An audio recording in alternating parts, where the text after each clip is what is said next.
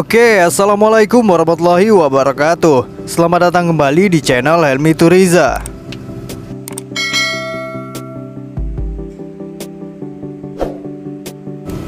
Canon M50 adalah kamera mirrorless Canon yang diluncurkan awal tahun 2018. Ya, hingga sekarang tahun 2023. Dan apakah masih bagus dan masih worth it untuk dipakai di tahun ini? Silakan teman-teman nonton video ini sampai selesai. Dan jangan lupa klik tombol like dan subscribe-nya. Dan jangan lupa tinggalkan pesan ataupun pertanyaan di kolom komentar. Ya, kamera ini dilengkapi dengan sensor gambar berukuran APS-C dengan resolusi 24 megapiksel dan prosesor Digic 8. Dengan prosesor baru ini, M50 bisa lebih ngebut dengan kecepatan foto berturut-turut hingga 10 frame per second dan video 4K meskipun hanya 24 fps. M50 juga unik karena merupakan kamera pertama yang mendukung file RAW Canon yang terbaru, yaitu C-RAW. Jenis file RAW ini menyimpan resolusi penuh hingga 24 megapiksel, tapi ukuran filenya 40% lebih kecil daripada file RAW biasa nih teman-teman.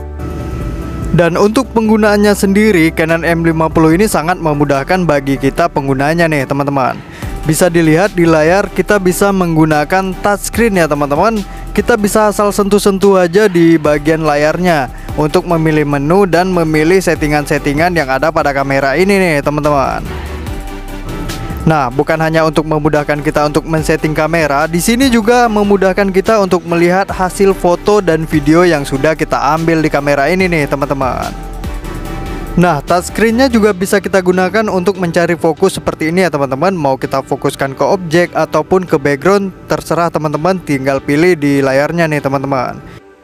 Nah, jadi touchscreen ini sangat membantu sekali ya teman-teman, yang mana kameranya ini sangat sedikit sekali memiliki tombol fisik. Jadi tidak sama dengan kamera-kamera lain yang memiliki banyak tombol pada bodinya. Ya, meskipun bisa kita memilih dengan menggunakan tombol navigasi yang ada di bodinya, ya lebih enak touchscreen lah menurut saya teman-teman. Lebih simple dan lebih enak dan lebih mudah digunakan. Dan untuk lensanya, pada saat pembelian pertama teman-teman akan mendapatkan lensa zoom standar berukuran EFM 15-45 mm dengan f3,5 sampai 6,3 IS STM atau yang biasa disebut dengan lensa kit. Dengan motor penggerak STM yang memberikan kinerja fokus otomatis yang cepat, halus, dan hampir senyap. Nah, jadi untuk lensanya ini sangat multifungsi sekali ya teman-teman. Bisa mengambil foto untuk lebar dan bisa juga untuk mengambil potret, atau kita bisa zoom sesuai keinginan kita nih teman-teman. Dan untuk jendela bidiknya teman-teman, kamera ini dilengkapi dengan electronic viewfinder yang memiliki 2,36 juta titik. Wah, sangat keren sekali ya teman-teman. Ini lebih banyak daripada touchscreen-nya sendiri. Layar touchscreen yang variangle itu hanya 1,4 juta titik nih teman-teman. Jadi electronic viewfinder pada M50 ini sangat membantu sekali teman-teman pada saat kita memotret di kondisi cahaya yang terang, saat kita memotret outdoor atau di luar ruangan ya teman-teman. Karena untuk layar LCD-nya itu biasanya terlihat sedikit reflektif ya teman-teman. Jadi saya lebih suka untuk layarnya kita lipat ke dalam dan kita tutup aja nih teman-teman. Jadi sehingga kita nggak terganggu saat kita mau mengintip lewat viewfinder. Jadi otomatis wajah atau hidung tidak menyentuh layar ya teman-teman, sehingga menimbulkan jejak pada layar kamera kita nih. Dan untuk layarnya ini sangat bagus sekali variangle-nya ya teman-teman. Ini bisa ditekuk, bisa dilipat, bisa diputar, dan bisa untuk selfie nih teman-teman.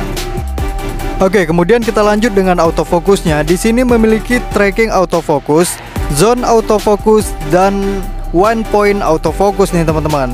Nah, di sini nanti akan saya jelaskan lagi, tapi di video berikutnya ya teman-teman. Pokoknya ditunggu aja bagaimana penjelasan tentang autofocus ini, karena harus sangat mendalam sekali tentang autofocus. Ya, pokoknya ditunggu aja untuk video berikutnya ya teman-teman.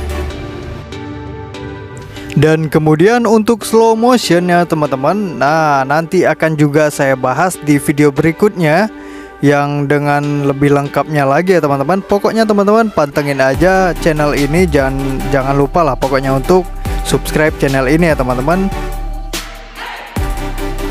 Oke, kemudian untuk yang terakhir saya akan sampaikan kelebihan dan kekurangan dari Canon M50. Oke, jadi untuk kelebihan yang pertama adalah ukuran ringkas dan ringan teman-teman. Ya, itu karena bodinya sangat kecil sekali, kecil dan mudah dibawa, ya mirip-mirip kamera pocket lah ya. Kemudian desain dan touchscreen ya, seperti yang saya sebutkan tadi, itu sangat keren sekali teman-teman, sangat memudahkan sekali. Dan kemudian kinerja bagus berkat prosesor Digic 8. Prosesor yang sangat lumayan sekali ya teman-teman, dibandingkan dengan yang lain, ada yang Digic 4, Digic 6 begitu. Dan kemudian dual pixel autofocus. Nah, ini sangat penting sekali ya teman-teman, dibandingkan kita menggunakan DSLR yang harga 3 jutaan, 4 jutaan. Nah, itu belum tentu memiliki dual pixel autofocus. Dan kemudian desain interface yang sangat keren ya teman-teman. Dan dia juga memiliki WiFi sehingga kita mudah untuk memindahkan data baik itu foto dan video ke handphone. Dan juga memiliki Bluetooth dan NFC. Dan terakhir, integrasi kamera dengan lensa DSLR. Nah, buat teman-teman yang punya lensa DSLR masih bisa digunakan asal kita sambungkan dengan adapter kamera.